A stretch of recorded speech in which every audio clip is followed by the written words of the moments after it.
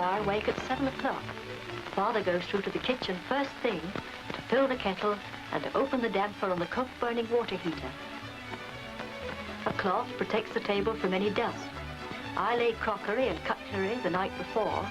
Food, of course, should remain in the cupboard until the morning. By the time I've dressed baby, the girls are ready for their breakfast. The women had their working week the same as the men. There was none of the fancy gadgets you have now. There was no washing machines or anything.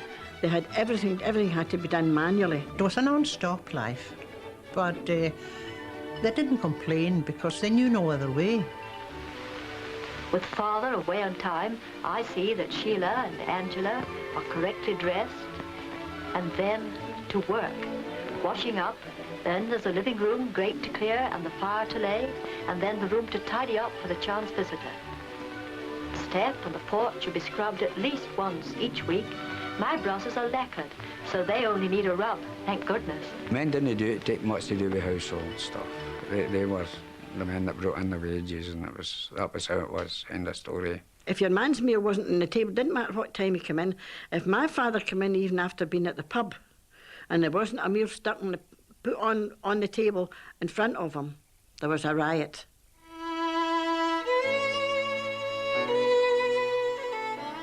A single end, single room.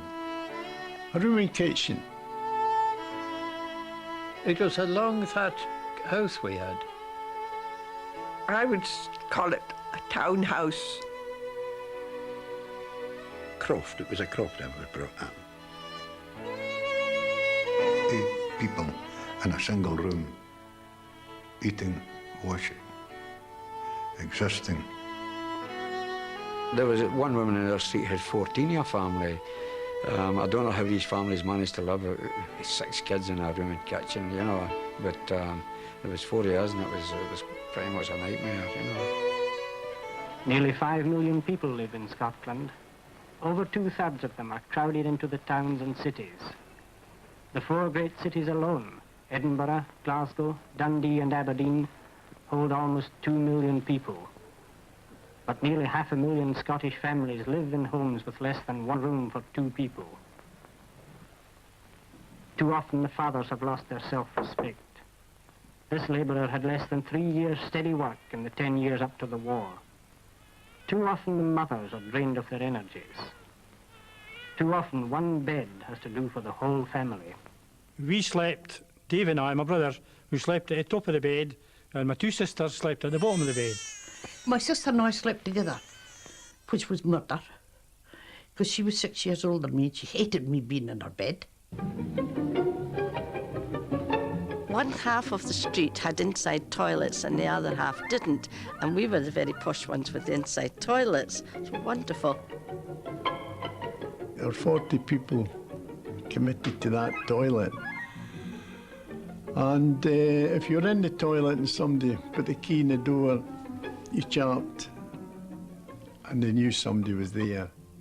Why in the Highlands, instead of all modern conveniences, should you have, well, let's call them the ancient inconveniences? The outside toilet was a dry toilet. It was a wooden frame and covered with corrugated iron roof and all. And the thing is this, you always watched somebody's away to the toilet. And the moment you knew they were in unseated, you're up with the stones and you pelted the corrugated iron with stones. So they'd always to make a quick shift. There was no toilet paper, it was only newspaper. And my brothers used to cut it up, put it on a bit of string and hang it on the wall. There was a seat you could sit on, but underneath there was a pail, just an ordinary pail. And that pail had to be emptied. We were told now that pail must not get filled to the top. And there was a burn run through Fushy, and that's where we emptied it. But you didn't empty it until the next. You emptied it in the dark, so that nobody could see you doing it, you can. What a nice job.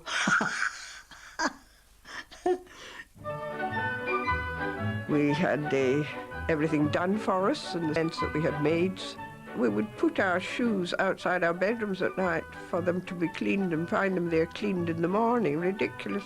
I can remember as a very young child, my hot water bottle would be changed at 10 o'clock at night.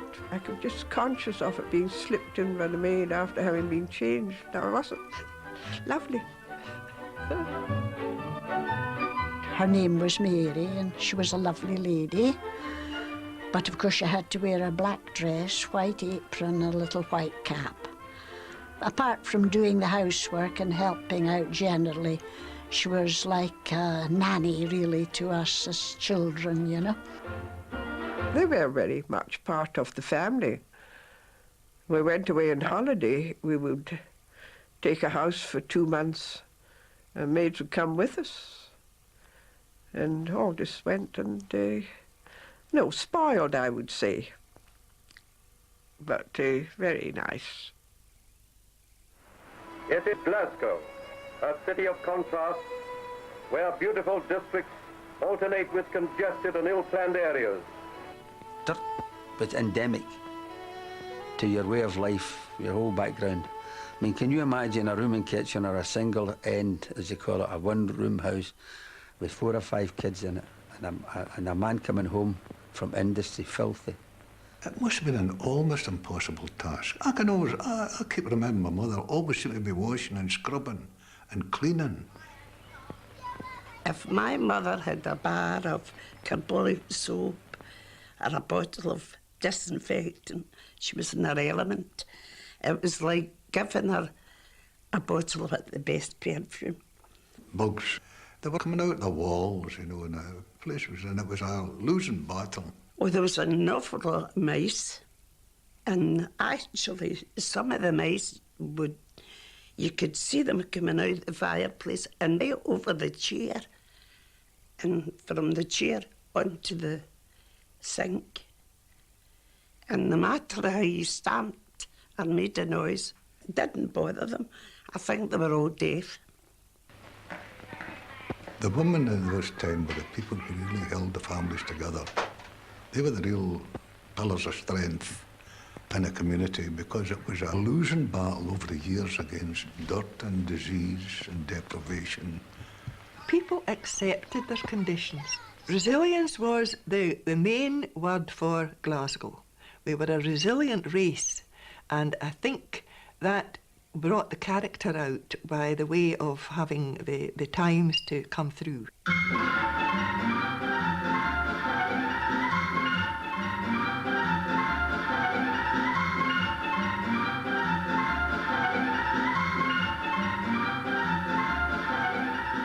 We weren't well off. We didn't ken any better either. I suppose everybody was exactly the same. Oh, there was no keeping up with the Joneses. There was no Joneses in these days. Everybody was so friendly towards each other. And if you didn't have milk or whatever, if your neighbour had it, you had it as well. Your doors were never locked because you had nothing to steal. I mean, you would never think about that. Often on a Saturday night, you know, a Saturday afternoon, my father and my uncle upstairs would go out there into the street and would start playing the piano accordions, and the old guy there with a fiddle and there was a woman and kids dancing up and down there, you know. Music was important in Scots families. Everybody would sing round the piano, and my mother would give a solo, my father would give a solo, I would give a solo. Everybody had a turn. People knew each other well. People look after each other as well, I think, you know, in the main. The whole world seems to be different. People don't care anymore. There's none of the same community spirit. There's none of that now. Everybody keeps to themselves. That's the main thing I find, you know, the biggest difference.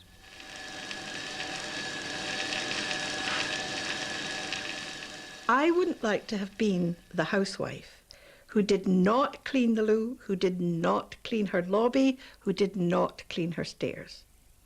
She would have been the talk of the steamy. The ruling for wash days was that you had to keep your clothes in a certain sequence.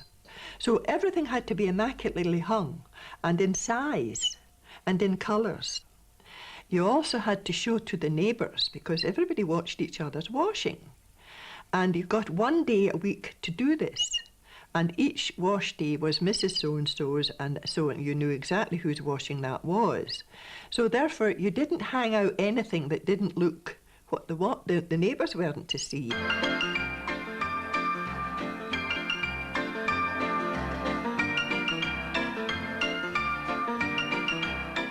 You had no washing machine. You had no facilities in the house. You say you could do a family's wash. So I remember my mother would go down to the wash house. It was a great occasion to go to a lochside where people used to do their washing.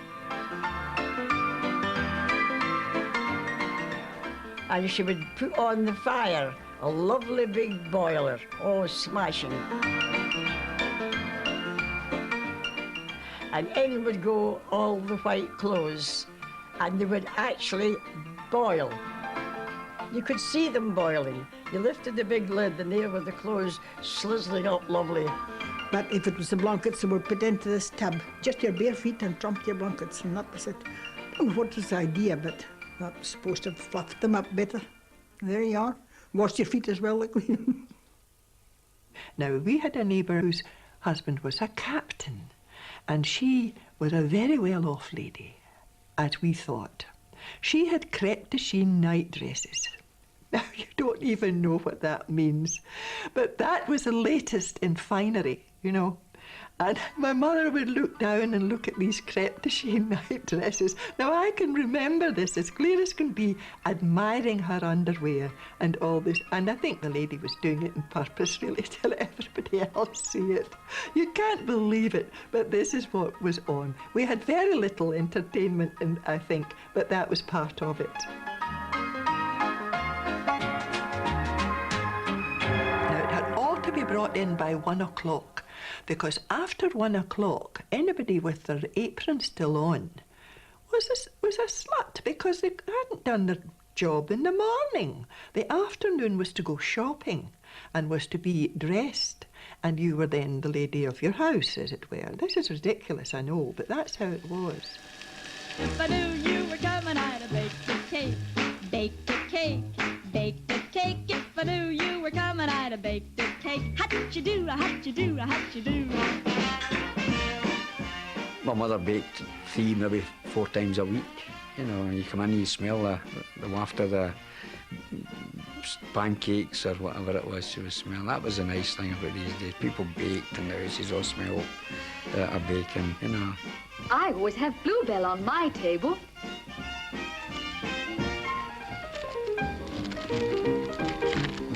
Bluebell, the economy buy with the luxury flavour. Only 10p halfpenny per half pound at your co-op. There you are, Mrs. Judd. That'll be 6p halfpenny. What is your number?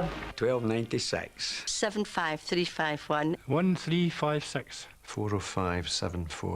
1550. I'm still in the co-op. Yes, it pays to shop at the co-op. Remember the dividend. Isn't that funny? Because everybody remembers their mother's co-op. I couldn't remember mine, but I could remember my mother's. Oh, we're on our way to the co-op, for you save whenever you spend, and the service you delight. The future's always bright with the co-op every day. The co-op played a huge part in working class people's lives. You went to the co-op butchers, the co-op bakers, co-op grocers, hairdressers, even the co-op funeral plays. When you go for your breakfast, be sure you always take a good plate of Unitas breakfast oats. The value of them lies in the fact they're appetizing, and eating them good health in you promotes. When once you taste their flavor, forevermore you'll favor Unitas breakfast oats. Fruit out of a tin. I think that was fantastic. First time it started coming to the shops here, I thought that was great. Because it was so rare that you ever saw fruit out of a tin. And I thought, this is the ultimate treat. Oh, cheer up, dear. I've got a nice surprise for you. I'm giving you your new suit for your birthday. But how? Well, I've been saving secretly. During the past year, I've spent all my housekeeping money at the co-op. And look what I've saved, over £12. We had to study our money very carefully, and we had to study what we would buy and what we couldn't afford to buy. The dividend I get on your new suit will help towards my new coat next year. Yes, it pays to shop at the co-op. I was brought up in a hard school. You know, every penny has to be accounted for. And you had to be sure that you had it before you bought? We had money, but nothing like what you would call money nowadays. But everything else was cheap. My father came in on a Friday night and he would hand over his wages to her.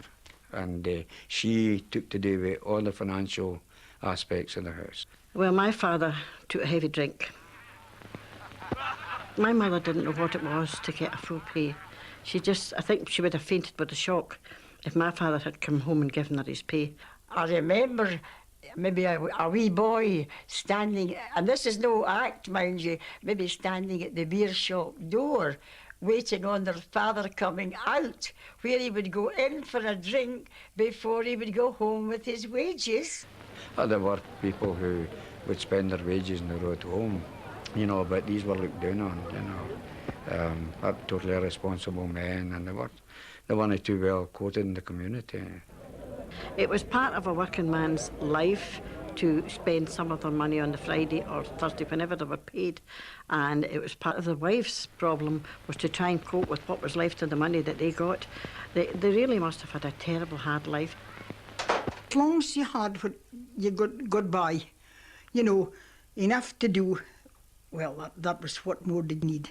I think by the time it would come to the end of the week, I would have no money to plank. I think it was used up, you understand, till the next pay came in. Many of those who moved into better homes struggled to live up to the new standard, struggled day in, day out to make a decent home life for their family. But a good home costs a lot in hard cash. Gas, electricity, rent and furniture have to be paid for, and children take so much for granted. Poor meant sitting on a night, on a Thursday night when your mammy only had a penny left in her purse so that she'd have enough left to get the gas going in the morning. We'd be sitting with candles on a Thursday night waiting for what we got of my father's wages on a Friday. Always have your roof above your head. Pay for that. Anything else, starve, but pay for the roof above your head. Oh, it's always hard time. Every Monday morning there was a wee queue going to the Three Balls. And my street was only a couple of 100 yards long. There would be 2 ponds in it. It's quite a done thing to take stuff to the pond. You put your man's suit in, or his pair of shoes, or his watch. Or when you get his wages on the Friday night, you got out what you'd put in. Men's clothes would come out on the Saturday for church on the Sunday, and we stinking of mothballs. But it was a necessary thing then, because people just didn't have money. I mind going home once and saying, "Where's my suit?" And it was in the pond. Oh, brother-in-law, mine, in pond.